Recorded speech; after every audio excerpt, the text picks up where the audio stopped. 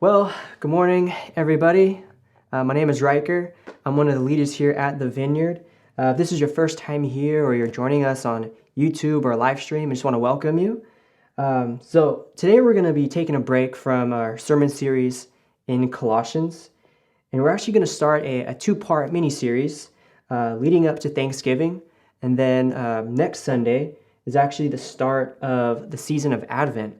So it's the beginning of the Christmas season, and Jen Torres is actually going to be speaking the following Sunday, and so she's going to speak on connecting Thanksgiving with the season of Advent, and so you don't want to miss it.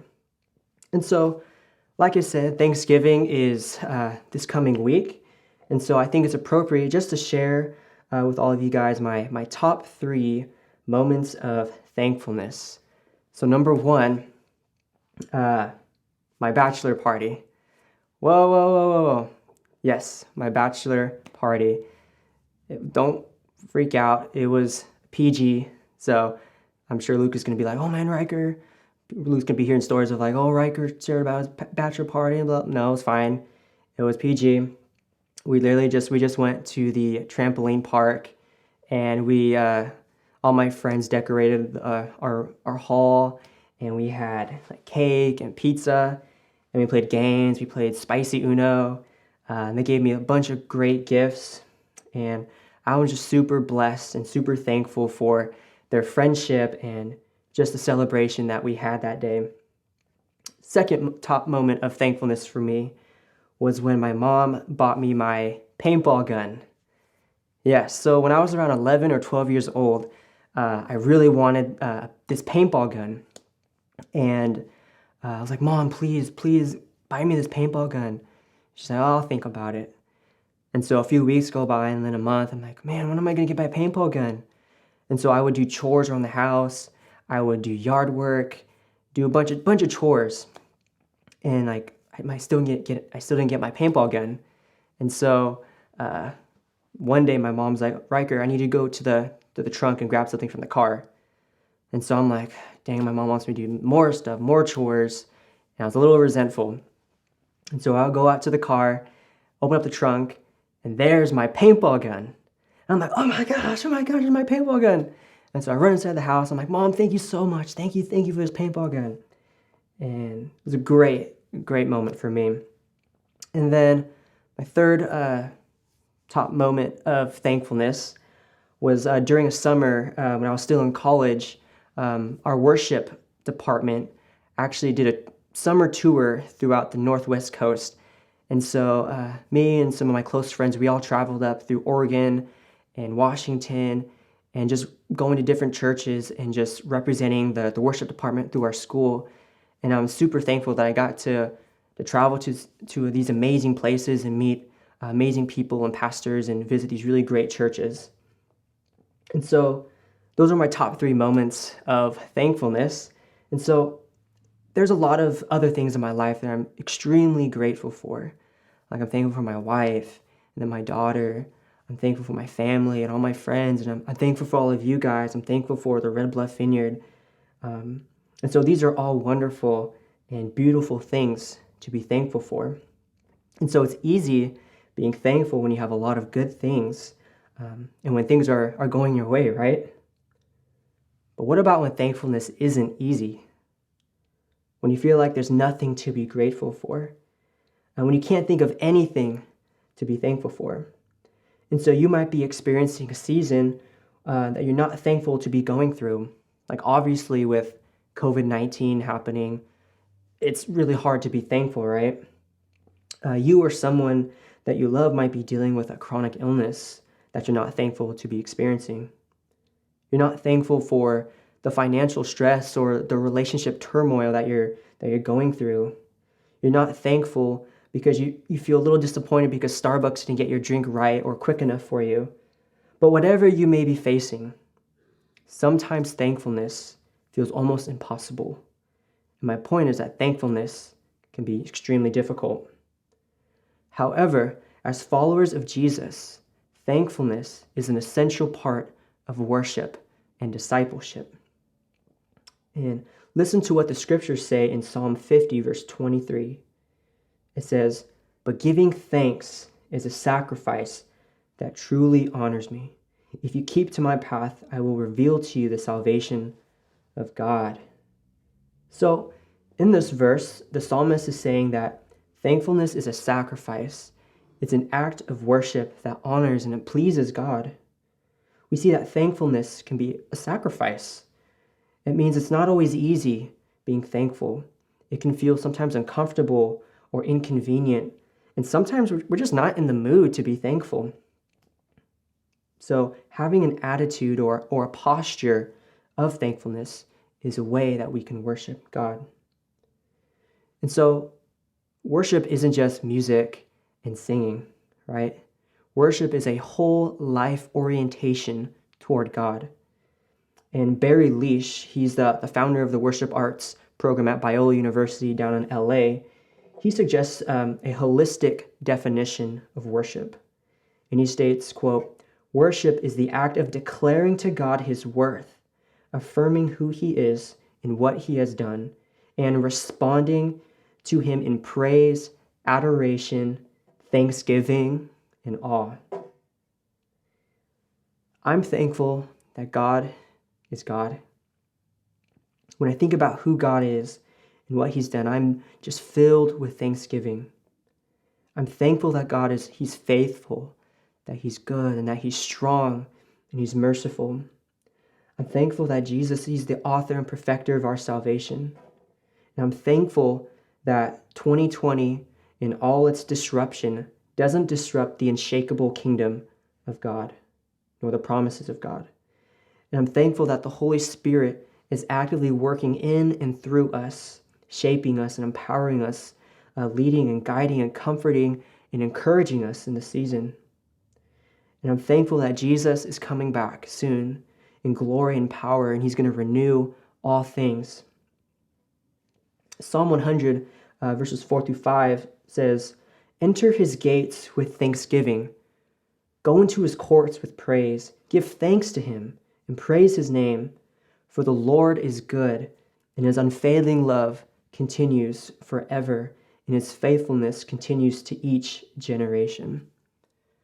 So, as a church, as a Red Bluff Vineyard, what would it look like for us to collectively offer a sacrifice of thankfulness to God? What if when we enter the sanctuary and we step into God's presence, we are eager to offer thanks to God as an act of worship? Like we lift our hearts and we give praise to God for his unfailing love and his faithfulness. And this brings to my mind a lyric from a well-known worship song. And it goes, "For all your goodness, I will keep on singing. 10,000 reasons for my heart to find." And so I believe that an essential component of cultivating a fervent worship culture is continual thankfulness for who God is and what he has done. I believe that when we offer God a sacrifice of thanks, he is honored and we are transformed, and the seeds of renewal are sown. A worship culture that is characterized by abundant and continual thankfulness should overflow beyond the church building, and it should seep into every area of our lives. When you dread waking up on Monday morning and the last thing you can be thankful for is to having to face the day, and instead you choose to thank God for his presence, that's worship. When you give a generous tip to your waiter or your server and you look them in the eye and you genuinely thank them for serving you, that's worship. When your spouse keeps forgetting to do that one important or meaningful thing to you, and instead of allowing disappointment to morph into resentment, you remember that they're just human and that they will eventually disappoint you, and that you thank them that they're trying their best, and you show them kindness and patience. That's worship. When you feel the pain of loneliness and you feel alone, and instead of just drowning in despair and hopelessness, you thank God that he promises to never leave you or abandon you. That is a sacrifice of worship. When you tell your overworked doctor or your nurse assisting you that you're thankful for assisting you, thank you for their expertise and their sacrifice, that is worship. When you tell your family or your friend that you are thankful for their friendship and how they enrich your life and how much they mean to you, that is worship. When you go to the grocery store and the clerk is scanning your groceries or they're bagging all your groceries and you thank them for assisting you, that's worship. When you thank God before eating and for providing a meal for you to enjoy in His gracious provision, that is worship. And so recently I felt God leading me to take a break from social media and YouTube and Netflix. And I felt like I was using it as a way to escape and distract myself. And as a result, my soul began to feel very anemic because I was filling it more with TikTok and endless purposeless scrolling. And so I just quit cold turkey. And I wasn't sure how long this was going to last. I just knew God was working in me, and I didn't care how long it took. The in-between times were awkward for me because I had to find a substitute or a replacement for pulling out my phone and just scrolling. And the weekends were especially hard because I would just spend hours just on YouTube or scrolling on Instagram or whatever. And so there's nothing inherently wrong with YouTube or Facebook or social media, but when it consumes hours every day and it becomes the dominant influence on your worldview rather than scripture or spending time in prayer, abiding with God, that's a problem. And so one change that I experienced was that I had to learn to see the world differently. Rather than just staring at my phone, comparing my life to others' seemingly perfect or adventurous, fun life, I was reawakened to the gift of my life. I began noticing the sunshine in the trees. I began being thankful for the fresh, cool, non-smoky air. And I began noticing my daughter's small little gestures of playfulness. I began being thankful for the food that I was eating and savoring and enjoying. I began being more thankful for my commute to work, where I could sing as loud as I want and not irritate my neighbors in my apartment. So oftentimes, thankfulness begins when we start paying attention to the small things in life. And so every once in a while, I find something actually helpful and useful on Facebook. And I found this picture of 10 things you should be grateful in all things. And some of the examples include like when you're being thankful for having dishes to wash because it means you have food to put on the table, or being thankful that you have to fold laundry, be thankful that you have clothes to wear, and being thankful when your house is chaotic and kids screaming because it means that you have people in your life. And there's a lot of other examples like that.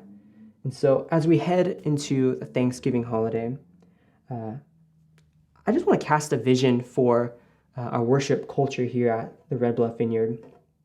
I want to challenge us as a community to enter the space with thanksgiving and praise.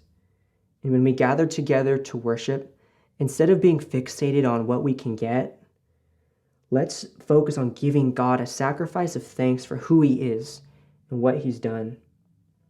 And that will bless and honor Him.